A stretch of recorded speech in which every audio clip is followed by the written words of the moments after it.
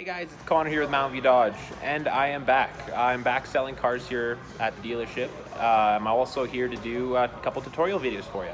So in today's video, I'm going to be doing a reset on the Uconnect 8.4. Some people are having issues with volume and stuff like that, so this will show you how to do a factory reset. Just a warning already, please do not do this if you do not need it.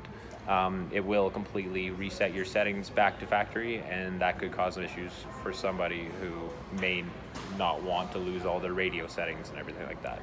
So yeah, stay tuned for the reset and let me know if there's any other content suggestions or anything there in the comments below.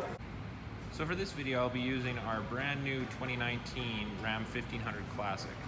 It is yellow with the Rumblebee exterior package, exclusive to Mountain View Dodge. If you'd like any information or pricing, please message me and I'll get back to you as soon as I can. With that being said, let's get to our tutorial. So what you're gonna do, you're gonna turn your ignition on here. You don't have to start the vehicle. You then go to your Uconnect screen, you hit the button that says apps, and you hit the side button here and go to settings. I got it focused here, sorry. Then you go down all the way to reset here. It'll ask to restore settings there. And you can hit reset your settings to default. You could either hit OK or cancel. I'm not going to do it on this vehicle, obviously, because it's a brand new truck. It doesn't need the reset.